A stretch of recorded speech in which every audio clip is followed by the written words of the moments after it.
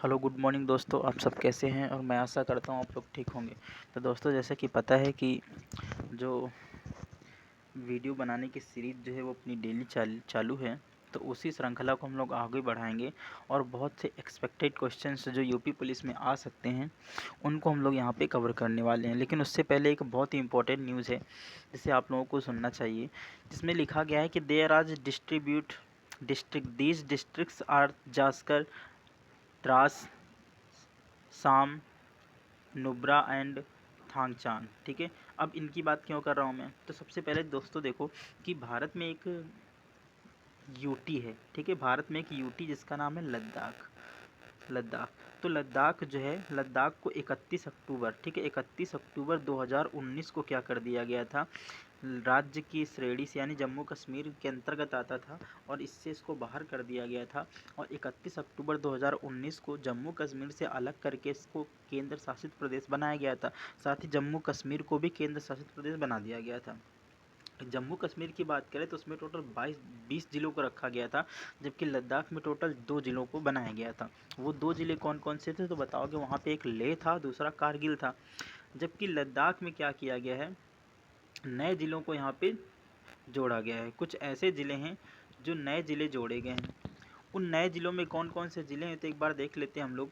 सबसे पहला कौन सा है? जास्कर ज़िला हो गया है, यानी कि ये कौन से नंबर का है तो बताओगे? ये तीसरे नंबर का।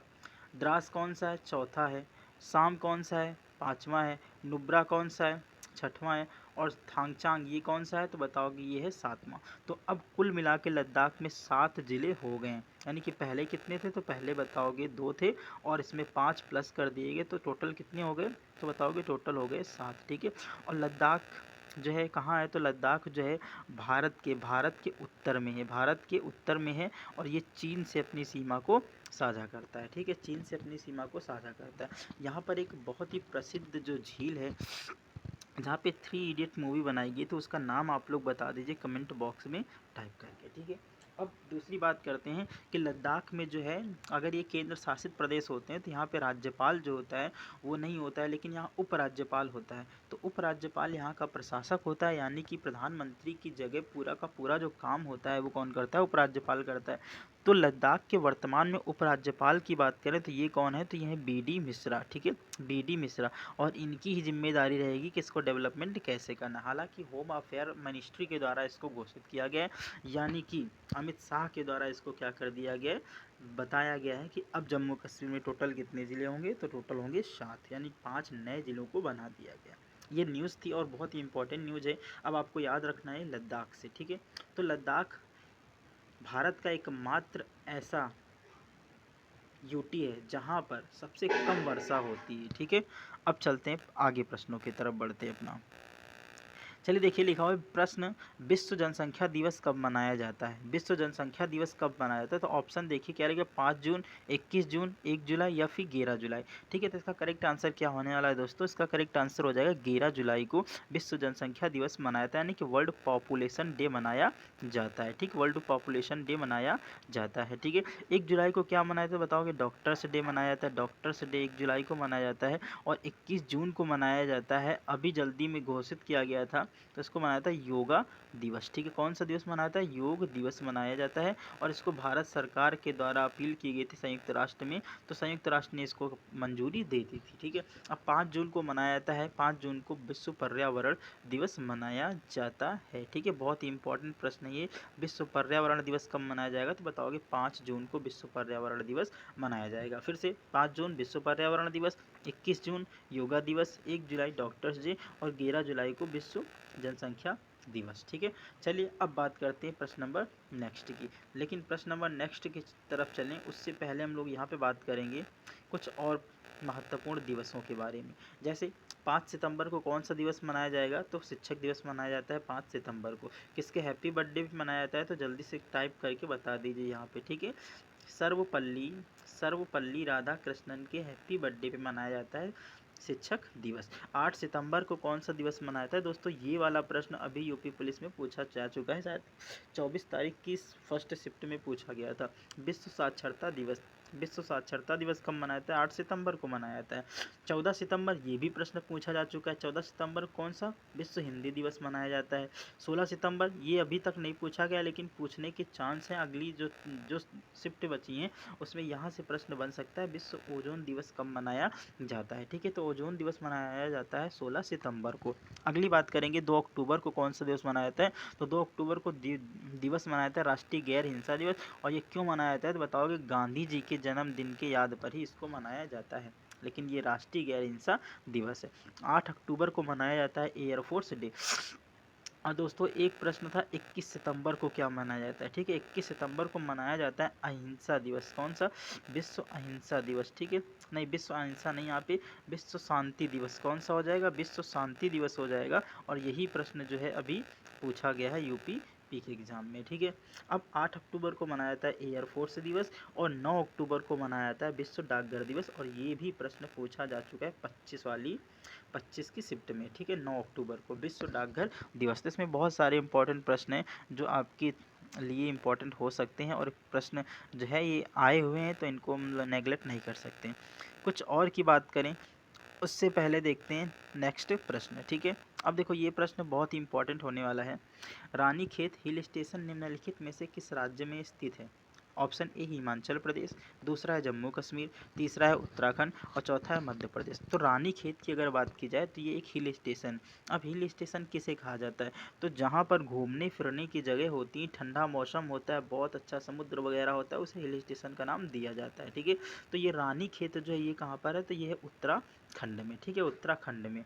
अब उत्तराखंड की बात की जाए तो उत्तराखंड की राजधानी क्या हो जाएगी? तो उत्तराखंड की राजधानी है देहरादून। देहरादून हो जाएगी उत्तराखंड की राजधानी। ठीक है, और ये जो है 2000 में, सन 2000 में उत्तर प्रदेश से अलग हुआ था। उत्तर प्रदेश से सन 2000 में इसको अलग कर दिया गया और 2006 में इसका नाम रखा गया उत्तराखंड। ठीक है, 2006 में इसका नाम उत्तराखंड रखा गया, 2006 में इसका नाम उत्तराखंड रखा गया। लेकिन जब 2000 में इसको अलग किया गया था तब इसका नाम था उत्तरांचल। ठीक है, क्या नाम था इसका? तब इसका नाम था उत्तरांचल। अब यहाँ के वर्तमान में पीएम कौन है? वर्तमान में यहाँ उत्तराखंड के पीएम कौन है और इसके राज्यपाल कौन है? जल्दी से कमेंट बॉक्स में आपको टाइप करना है आंसर। ठीक है, पीएम कौन है और यहाँ के राज्यपाल कौन है? जल्दी से कमेंट बॉक्स में आपको जवाब देना है तो देना है। चलिए बात करते हैं कुछ और। देखिए कुछ महत्वपूर्ण हिल स्टेशनों की बात कर लेते हैं, जिसमें पहला हो जाएगा कुल्लू मनाली। कुल्लू मनाली की अगर बात करें तो बहुत ही फेमस हिल स्टेशन है जो हिमाचल प्रदेश में स्थित है। ठीक है, कहाँ स्थित है? हिमाचल प्रदेश में स्थित है।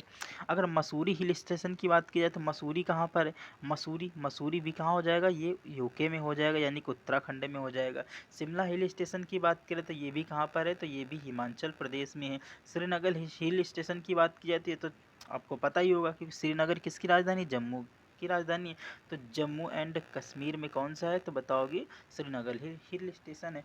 दार्जिलिंग की बात की जाए तो दार्जिलिंग जो है ये वेस्ट बंगाल में है। कहाँ पर है? तो ये वेस्ट बंगाल में, और वेस्ट बंगाल का एकमात्र हिल स्टेशन जो है उसको दार्जिलिंग बोलते हैं। ठीक है, यहीं पर तुमने सुना होगा कि दार्जिलिंग की चाय को जीआई टैग मिला हुआ है। ठीक है, दार्जिलिंग की चाय जो है उसको जीआई टैग मिला हुआ है और ये भारत में मिलने वाला पहला जीआई टैग था। ठीक है, 1999 का एक्ट है, 1999 का एक्ट है जीआई टैग वाला। 2003 में इसको पारित किया गया और 2006 में पहली बार जो है वो दार्जिलिंग की चाय को जीआई टैग दिया गया था। तो फिर से 1999 का एक्ट है, 2003 में इसको पारित किया जाता है और 2004 में मिला था किसको? दार्जिलिंग की चाय को। ठीक है, दार्जिलिंग की चाय को। ठीक है, अब बात करते हैं अगले प्रश्नों की। अगले प्रश्न में देखिए कौन सा प्रश्न है। तो यहाँ पर ये बहुत ही इंपॉर्टेंट प्रश्न है और मैं आशा करता हूँ कि ये वाला प्रश्न जो है अब की बार कहीं ना कहीं पूछा जाएगा। जैसे लिखा हुआ है, दिए गए उत्तर पूर्वी राज्यों में से कौन सी पहाड़ी मणिपुर में स्थित नहीं? मणिपुर में स्थित है, तो मणिपुर की पहाड़ी पूछा है आपसे। तो पटकोई बूम की अगर बात करें तो ये अरुणाचल प्रदेश में स्थित है। ठीक है, अरुणाचल प्रदेश में स्थित है पटकोई बूम। नागा पहाड़ी की बात करें तो ये तो आपको वैसे भी याद हो जाएगा कि कहाँ है, तो ये है नागालैंड में। ठीक है, ये कहाँ है? तो ये है नागालैंड में। ठीक है, तो इसको याद करने की जरूरत नहीं क्योंकि नागा से नागा पहाड़ी याद हो जाएगी।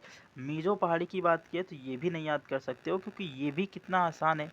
मीजो से मिजोरम, मीजो से मिजोरम, तो मिजोरम पहाड़, मिजोरम में कौन सी पहाड़ी तो बताओगे मीजो पहाड़ी है। जबकि यहाँ पे करेक्ट आंसर हो जाएगा लैमातुल पहाड़ी। तो लैमातुल जो पहाड़ी है वो कहाँ है, मणिपुर में स्थित है। ठीक है, अभी मणिपुर से प्रश्न पूछा गया कि मणिपुर में एक झील है उसका नाम बताएं, तो उसका नाम था लोकटक झील। क्या नाम था उसका, लोकटक झील। और लोकटक झील की खासियत ये है कि यहाँ पर विश्व का एकमात्र तैरता हुआ राष्ट्रीय उद्यान स्थित है। ठीक है, तैरता हुआ राष्ट्रीय उद्यान स्थित है। उस उद्यान का नाम क्या है तो बताओगे, उसका नाम है केबुल लामजाओ राष्ट्रीय उद्यान। क्या नाम है, तो उसका केबुल लामजाओ राष्ट्रीय उद्यान है। और ये विश्व का एकमात्र तैरता हुआ राष्ट्रीय उद्यान है। और कहाँ स्थित है तो बताओगे, मणिपुर में स्थित है। और मणिपुर की वर्तमान में कैपिटल क्या है, जल्दी से बताइए। ठीक है, मणिपुर की कैपिटल क्या है, मणिपुर की कैपिटल हो जाएगी इम्फाल। ठीक है, मणिपुर की कैपिटल क्या है, इम्फाल है। अब बताओ, क्या जो मणिपुर है, क्या मणिपुर जो है वो असम से सीमा साझा करता है, तो बता दोगे असम से जितने भी पूर्वी दक्षिण पूर्वी यानी उत्तर पूर्वी राज्य हैं वो सारे के सारे असम से सीमा साझा करते हैं। अच्छा, नागालैंड जो है, नागालैंड जो है यहाँ पे कौन सी पहाड़ी पाई जाती है तो बताओगे, नागा पहाड़ी पाई जाती है। ठीक है, नागा पहाड़ी पाई जाती है। और यहाँ नागालैंड से एक महिला थी जिन्होंने स्वतंत्रता की लड़ाई लड़ी थी, सविनय अवज्ञा आंदोलन में उन्होंने पार्टिसिपेट किया था। उनका नाम क्या है, जल्दी से कमेंट बॉक्स में टाइप करो। ठीक है, पढ़ा चुके हैं ये। और उनका नाम था रानी गौडिन्लू। ठीक है, और इसके बाद जब देश आज़ाद हो गया था तब उनको पंडित जवाहरलाल नेहरू के द्वारा उन्हें छुड़ाया गया था और इसके बाद उन्हें रानी की उपाधि से नवाजा गया था। चलिए अगले प्रश्नों की ओर चलते हैं। तो देखिए अगले प्रश्न में क्या है। अब देखो ये वाला प्रश्न जो है बहुत ही इम्पोर्टेंट प्रश्न हो जाएगा। लिखा हुआ कोयला उत्पादन के मामले में विश्व का अग्रिम देश कौन सा है। अब देखो यहाँ पे जर्मनी ऑप्शन देखते ही तुम लोग क्या कर दोगे, जर्मनी को लगा दोगे। लेकिन इसका करेक्ट आंसर जर्मनी नहीं होगा। जर्मनी को तो रूढ़ देश कहा जाता है, जर्मनी को रूढ़ देश कहा जाता है। ठीक है, इसका मतलब ये नहीं कि इसका करेक्ट आंसर हो जाएगा।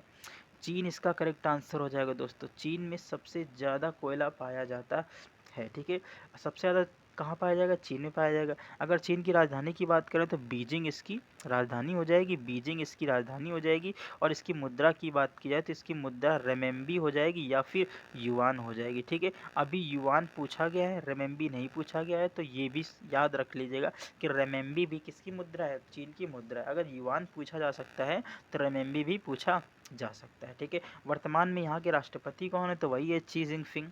ठीक है, शी जिनपिंग यहाँ के क्या हैं, यहाँ के राष्ट्रपति। ठीक है, अच्छा क्या बताओ, भारत जो है चीन के साथ सर्वाधिक सीमा साझा करता है तो बोलोगे हाँ, भारत जो है वो चीन के साथ सर्वाधिक सीमा साझा करता है। ठीक है, करता है।